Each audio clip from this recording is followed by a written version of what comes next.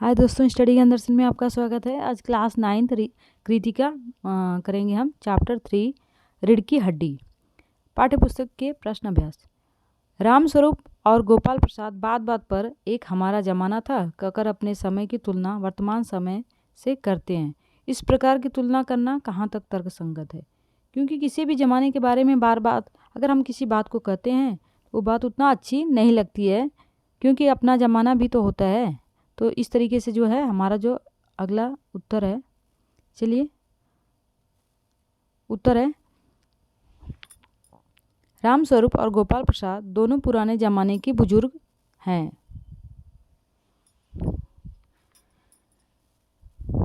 पुराने ज़माने के बुजुर्ग हैं। दोनों को वर्तमान ज़माने की तुलना में अपना ज़माना याद आता है। ये यादें स्वाभाविक हैं। इन यादों के लिए इन्हें प्रयत्न नहीं करना पड़ता, ये अपने आप मन में आती हैं। परंतु तुलनाओं को दूसरों के सामने प्रकट करके उन्हें नीचा दिखाना यह तो बिल्कुल गलत बात है। यह तर्कसंगत नहीं है। ऐसा करने से बुजुर्ग लोग अपने हाथों में ऐसा हथियार ले लेते हैं जिसकी काट वर्तमान पीढ़ी के पास नहीं होती। यूँ भी हर जमाने की बात करना ठीक नहीं होता। तो देखिए आगे इसमें अपनी स्थितियाँ हो या किसी और की स्थितियाँ हो, ज़माना बदलता रहता है और ज़माने के साथ साथ लोगों की सोच भी बदलती रहती है। उसमें कुछ कमियों के साथ कुछ सुधार भी होता है। परंतु बुजुर्ग लोग अपने पक्ष के एक तरफा अनुभव सुनते हैं और सुनाते भी हैं, जो कि तर्कसंगत नहीं है, ठीक नहीं है। यह मनोरंजन के लिए तो ठीक है, किंतु इसका कोई महत्व नहीं होता है। अगला प्रश्न है प्रश्न 2। रामस्वरूप की अपनी बेटी को उच्च शिक्षा दिलवाना, विवाह के लिए छिपाना या विरोधाभास उनकी किस व्यवस्था को उजागर करता है? रामस्वरूप तो अपनी बेटी की विवाह के बारे में, उसकी शिक्षा के बारे में इसलिए छुपाते हैं क्योंकि लाचारी थी और जिस घर में वो विवाह करना चाह रहे थे वो ज़्यादा पढ़ा लिखा परिवार उनको नहीं चाहिए थी, इसीलिए वह छुपाते थे। तो इसमें देखिए दूसरा जो है प्रश्न वह यहाँ पे है, उत्तर है रामस्वरूप लड़कियों को उच्च शिक्षा दिलाने के पक्षधर हैं। उन्होंने उमा को कॉलेज की शिक्षा दिलवाकर BA पास भी करवाया। इसके अलावा उमा को संगीत, कला आदि ज्ञानों में निपुण बनाया। रामस्वरूप चाहते हैं कि उमा की शादी अच्छे परिवार में हो। संयोग से परिवार तो उच्च शिक्षित मिला है, परंतु उनकी सोच अच्छी नहीं थी। लड़के का पिता और स्वयं लड़का दोनों चाहते थे कि लड़की 10वीं से ज़्यादा पढ़ी लिखी न हो। लड़की का पिता होने के कारण लड़के वालों की इच्छा को ध्यान में रखकर कर्तव्य वक्तव्य में विरोधाभास रखते हैं। ऐसी परिस्थिति एक विवाह योग्य पुत्री के पिता की व्यवस्था उजागर करता है। उनकी लाचारी थी, उनकी मजबूरी थी, इसीलिए वह हर बात को स्वीकार करते जा रहे थे क्योंकि लड़की वाले थे। प्रश्न आपका 3 है।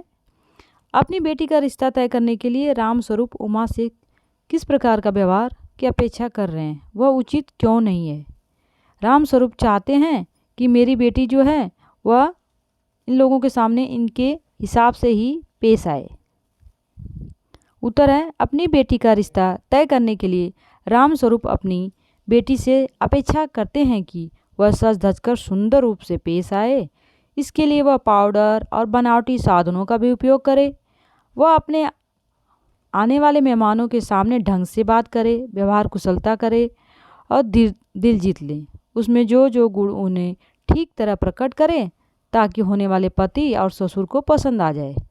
वह उसे कम पढ़ी लिखी लड़की के रूप में पेश करना चाहते थे लड़की के पिताजी, पर यह बात उमा को बिल्कुल पसंद नहीं थी क्योंकि वह पढ़ी लिखी समझदार थी। रामस्वरूप का व्यवहार ढोंग दिखावे को बढ़ावा देता है। यह झूठ पर आधारित है। BA पढ़ी लिखी लड़की मैट्रिक बताना ये तो सरासर धोखा है, ठीक नहीं है, ठगी है। यह ऐसे रिश्ते टिकाऊ नहीं होते हैं। इस प्रकार पाउडर लगाकर सुंदर दिखना भी, यह भी एक तरह से धोखा है। रामस्वरूप के व्यवहार को हम उचित नहीं कह सकते, ये बिल्कुल उचित नहीं है। इस प्रकार से प्रश्न 4 है। 4 जो है गोपाल प्रसाद विवाह को बिजनेस मानते हैं और रामस्वरूप अपनी बेटी की उच्च शिक्षा छिपाते हैं।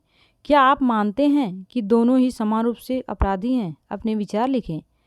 गोपाल प्रसाद वकील हैं, वे चालाक किस्म के इंसान भी हैं। मानवीय रिश्तों से अधिक महत्व पैसों को देते हैं। शादी जैसे पवित्र संस्कार को भी बिजनेस समझते हैं और बिजनेस के तराजू में तौलते हैं। अपने लड़के के लिए दहेज मांगते हैं और कम पढ़ी लिखी उनकी लड़की चाहिए। उनकी इस मानसिकता का पता चल जाता है कि इधर रामस्वरूप चाहते हैं कि उनकी बेटी उमा का रिश्ता गोपाल प्रसाद के लड़के शंकर से हो जाए। वह मेडिकल की पढ़ाई कर रहा है, परंतु समस्या यह है कि गोपाल प्रसाद और उनका बेटा दोनों ही चाहते हैं कि लड़की अधिक पढ़ी लिखी नहीं होनी चाहिए, सिर्फ 10वीं तक ही होनी चाहिए। रामस्वरूप अपनी बेटी की उस शिक्षा छिपाने के लिए झूठ बोलते हैं। मेरा मानना है कि दोनों समान रूप से अपराधी हैं, पर गोपाल प्रसाद का यह अपराध उनकी घटिया सोच तथा रूढ़िवादिता सोच का परिणाम है, जबकि रामस्वरूप की मजबूरी है। इसीलिए मजबूरी विवश में आकर वह झूठ बोलते हैं ताकि लड़की का विवाह अच्छे परिवार में हो जाए। इसमें है प्रश्न 5, आपके लाडले बेटे की रीढ़ की हड्डी भी है या नहीं? उमा इस कथन के माध्यम से शंकर की किन कमियों की ओर संकेत करना चाहती है? उत्तर है, इस कथन के माध्यम से उमा शंकर की निम्नलिखित कमियों की ओर ध्यान आकर्षित करना चाहती है, दिलाना चाहती है।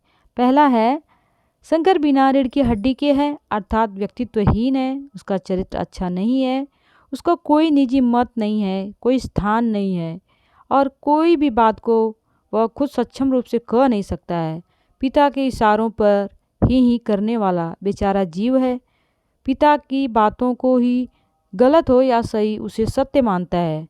उसे जैसा कहा जाता है वैसा ही करता है। पिता की उचित अनुचित सभी बातों पर हाँ हाँ करना जानता है। ऐसा पति होने योग्य नहीं है, क्योंकि जब वह स्वयं निर्णय नहीं ले सकता तो वह पति होने के योग्य भी नहीं है। सही है तो सही और गलत को गलत मानना चाहिए। दूसरा पॉइंट है, शंकर लड़कियों के पीछे लग लग कर अपनी रीढ़ की हड्डी तुड़वा चुका है, क्योंकि उसका चरित्र अच्छा नहीं था और जब वो पढ़ाई के समय हॉस्टल में गया तो उसे बहुत लोगों ने मारा, लड़कियों ने। अतः वह अपमानित लंपट दुष्चरित्र व्यक्ति है।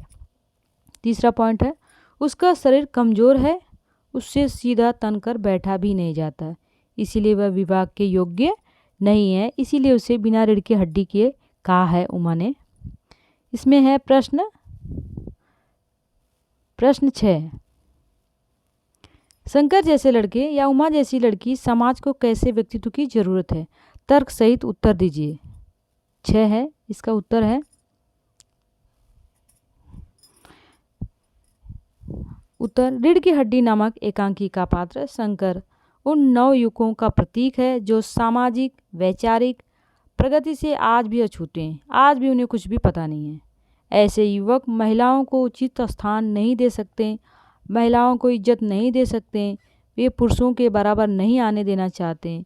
शिक्षा जैसी अत्यंत महत्वपूर्ण मानवीयता जगाने वाली मणि को पुरुषों के लिए उचित मानते हैं। ऐसे युवा न शारीरिक रूप से मजबूत होते हैं न चारित्रिक रूप से। ऐसा व्यक्तित्व समाज को चारित्रिक पतन की ओर उन्मुख करता है।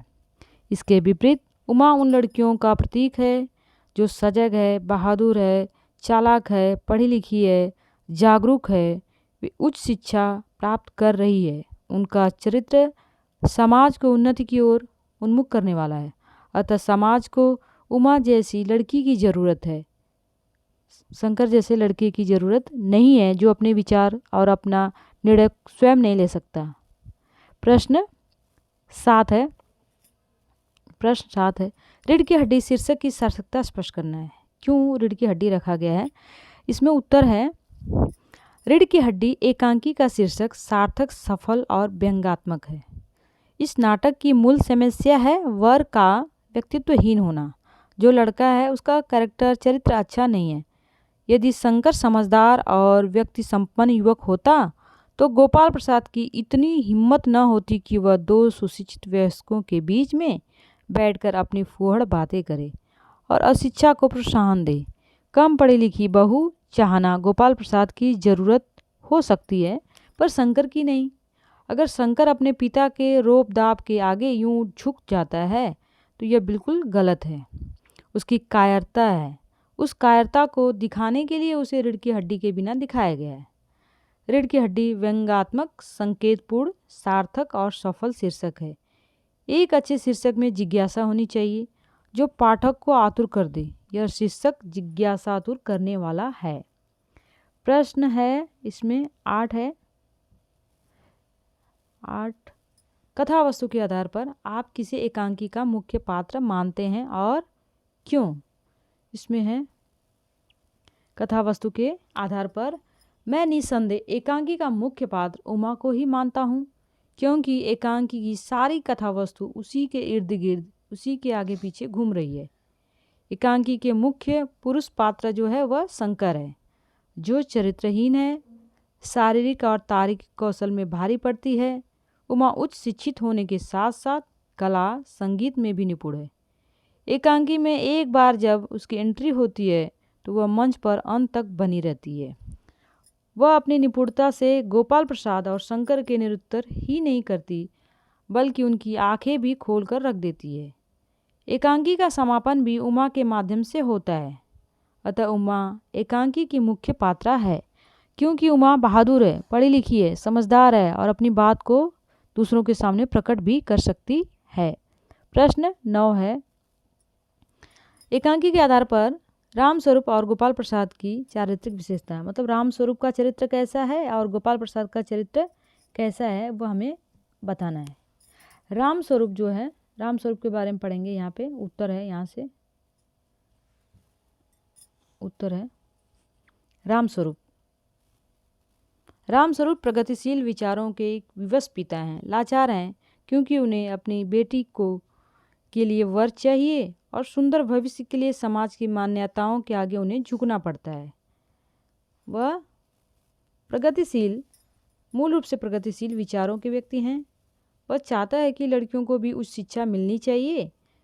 वह अपनी बेटी को उमा को खूब पढ़ाते लिखाते भी हैं, उसे बीए तक पढ़ाते हैं।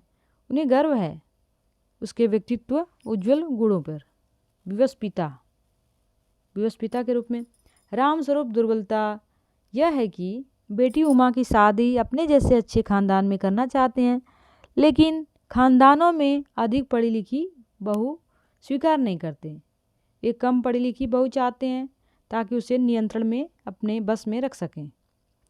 इसी की वजह से राम स्वरूप दुर्बल हो जाते हैं और अपनी अधिक पढ़ी लिखी लड़की को भी कम पढ़ी लिखी लड़की के रूप में वह झूठ बोलते हैं और कहते हैं मेरी लड़की 10वीं तक ही पढ़ी है। उमा के से ढोंग भी करवाते हैं तथा गोपाल प्रसाद की उलझुल बातों का समर्थन भी करते चले जाते हैं, क्योंकि मजबूरी थी, शादी विवाह करना है और थोड़ा झूठ बोलना पड़ेगा, नहीं तो गोपाल प्रसाद नहीं करेंगे, क्योंकि वह वकील थे और वकील होने के बावजूद भी अपने लड़के के लिए वह कम पढ़ी लिखी लड़की चाहते थे। अब हम गोपाल प्रसाद के चरित्र के बारे में पढ़ेंगे। गोपाल प्रसाद समाज की गली सड़ी यथार्थवादी भावनाओं का प्रतिनिधि है। वह पुरुष प्रधान है, जो चली आ रही रूढ़ियों जैसे तैसे को सही सिद्ध मानता है, बुरी चीज़ों को भी सही मानता है, अपना सभी के सामने दबदबा बनाए रखना चाहता है। उसकी चारित्रिक विशेषता बड़ बोला, वह बहुत बोलता था।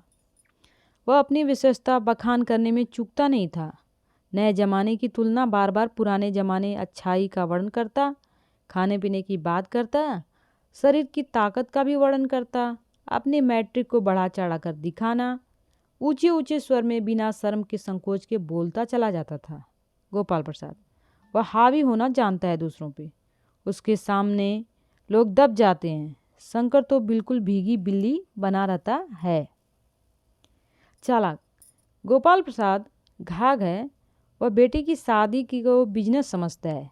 बिजनेस के रूप में वह दहेज की बातें करता है और वह घाटे का सौदा नहीं करना चाहता। वह होने वाली बहू को ठोक बजाकर जांच कर शादी करना चाहता है। जब वह उमा को देखता है, चश्मे से लेकर पढ़ाई लिखाई की बातें पूछता है, पेंटिंग, संगीत, सिलाई, इनाम, सभी को वह परखता है। सभी बातें उमा से वह पूछता है। वह सर्वगुण बहू चाहता है जो उसके कहने के अनुसार चल सके, इसीलिए उसे 10वीं पास लड़की ही चाहिए।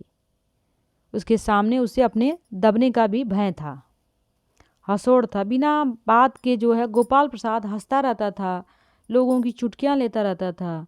वह खूबसूरती को टैक्स लगाने के मजाक की तरह वह मनोरंजन मानता था। लिंग भेद का शिकार गोपाल प्रसाद वकील होते हुए भी लिंग भेदभाव, लड़की लड़के में भेदभाव रखता था।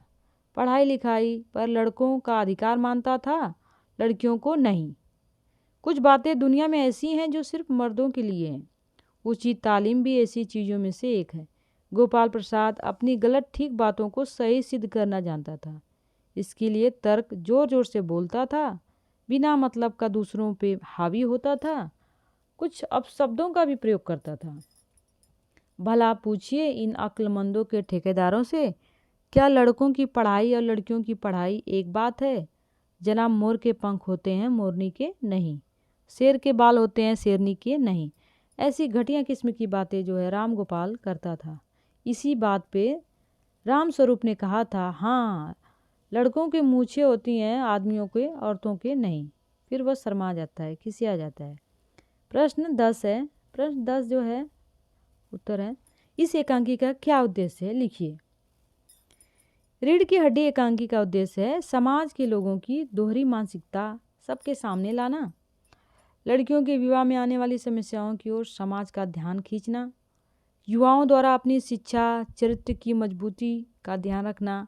एकांकी में गोपाल प्रसाद, उनका बेटा शंकर जैसे लोग हैं जो उच्च शिक्षा होकर भी कम पढ़ी लिखी बहू चाहते हैं, स्त्रियों को समानता का दर्जा नहीं देना चाहते। उमा को देखने आए लड़के वाले उसे वस्तु की तरह देखते हैं, अप्रत्यक्ष रूप से दहेज की मांग भी करते हैं। इसके अलावा शंकर जैसे युवा को अपनी पढ़ाई पर ध्यान न देना, उसकी चारित्रिक दुर्बलता की ओर आकर्षित करना। एकांकी का यही उद्देश्य है। वह लड़का होकर भी अपनी बात को किसी के सामने कह नहीं सकता है। पढ़ा लिखा है, इसके बावजूद भी उसे कम पढ़ी लिखी लड़की चाहिए ताकि उसे अपने दबाव में ये लोग रख सकें। प्रश्न 11 है, समाज में महिलाओं को उचित गरिमा दिलाने हेतु आप कौन कौन से प्रयास कर सकते हैं? इसमें उत्तर है, लोगों में सुशिक्षित नारी के लाभों का प्रचार करना। दूसरा, सुशिक्षित बहू को स्वीकार करके उन्हें सम्मान देना। तीसरा, सुशिक्षित कन्याओं को नौकरी दिलवाना, उन्हें पुरुषों के समान अधिकार देना।